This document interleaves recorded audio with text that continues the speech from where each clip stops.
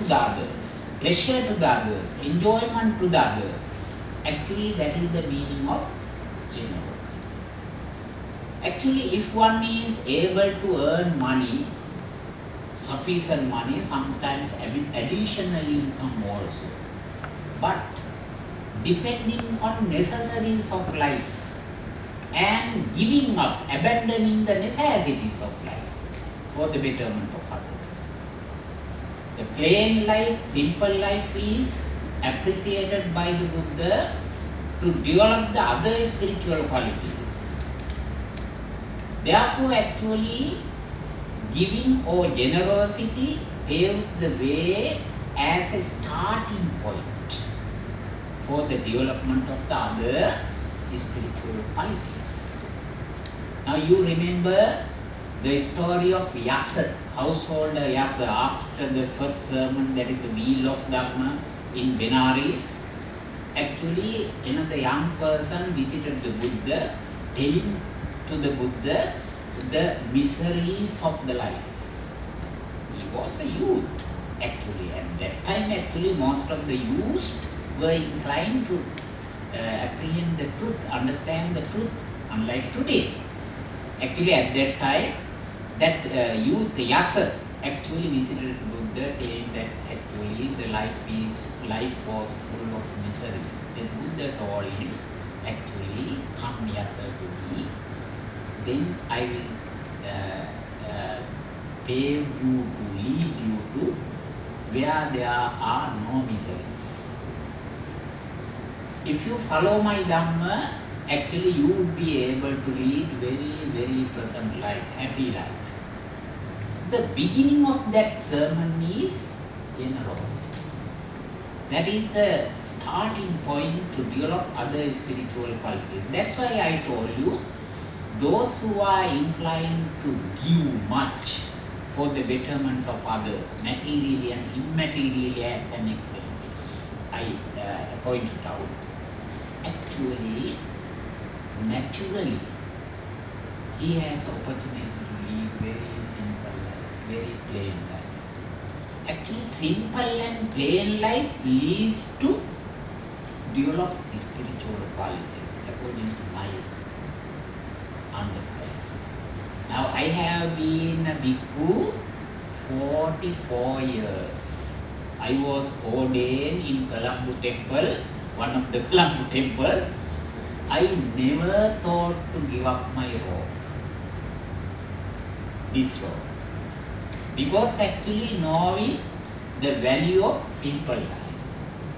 Now today also I am lecturer in a university, but leading very simple life. So therefore, actually I have opportunities to develop some spiritual. I have power of retention, much memory.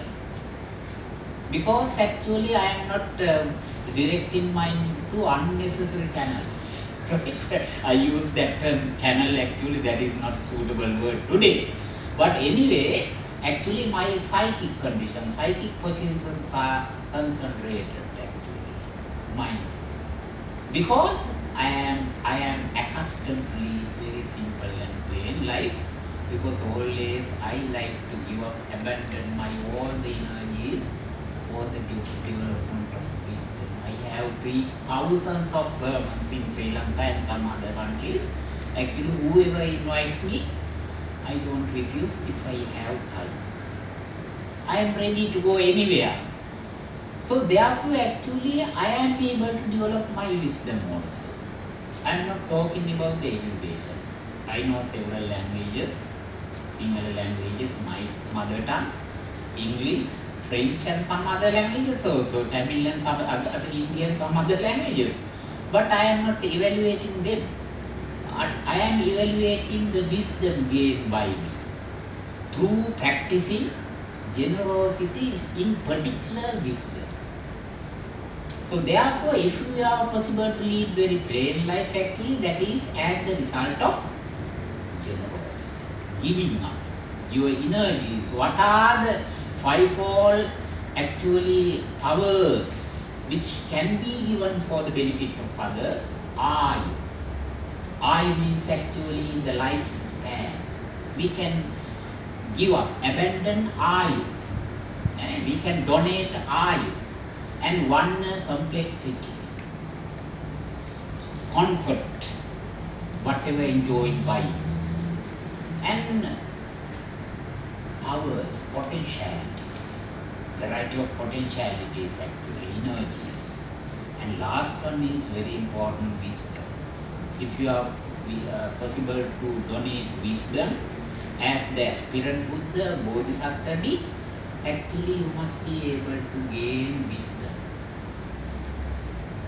Now, I want to use some different interpretations of giving materials, Dana Parami.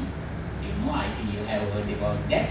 Dana Parami actually, how the Bodhisattva aspirant Buddha practice, organs of the body, eye and some other organs. And Dana Paramatta Parami is actually dedicated all life for the betterment of others. Sometimes to Bodhisattva's life, sometimes he helped the others. So therefore actually donating materials means actually regaining the materials. Donating wisdom means actually regaining the wisdom. So how do you donate wisdom? Actually wisdom can be donated through the development of your sensory organs. In Pali language, Chakku, Sota, Gana, Jiva, Kaya and Mana. In particular, Chakku, Sota, your eye can be donated not as the flesh sensory organs.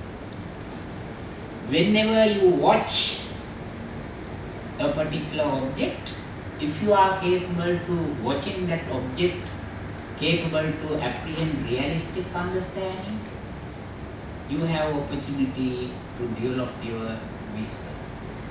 So that's why in the early stages of my sermon I told you at the beginning, actually realistic understanding through watching and hearing. Very important to apprehend wisdom.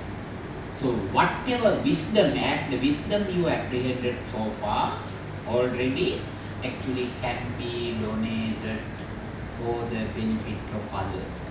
That is the donation of eye. That would not be a new interpretation, but actually there are some opportunities to donate some parts of the eye today, actually, according to the development of modern science. But anyway, the genuine meaning of donation of eye means actually understanding the truth, understanding the wisdom, and thereafter actually distribution of wisdom for the betterment of others, for the intellectual development of the others. So similarly, actually there are many things to donate for the betterment of others. Therefore actually audible organ, ear as the audible organ, right? Now always actually if you practice yearning, pondering after yearning, listening to them, that would be a means to gain wisdom, not knowledge. So therefore in Sotapanna Samyutta, you know kindred saying Sotapanna Samyutta Nikaya, actually when you read the Tripitaka, 3 baskets, actually in Sotapanna Samyutta there is a sutta. In that sutta actually there are 4 factors to understand the truth, which should be fulfilled, completed. One factor is yearning to the Dhamma. Dhamma is not listening to a particular sermon only, but discriminative knowledge. Wherever you go, actually whatever you watch and hear, actually always there must be critical thinking, critical understanding.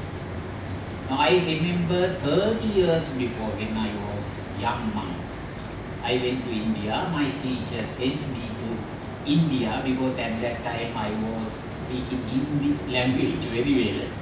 So he wanted me to propagate Dhamma there in India. Actually while going to Bombay, the city of Mumbai, actually where there are disturbances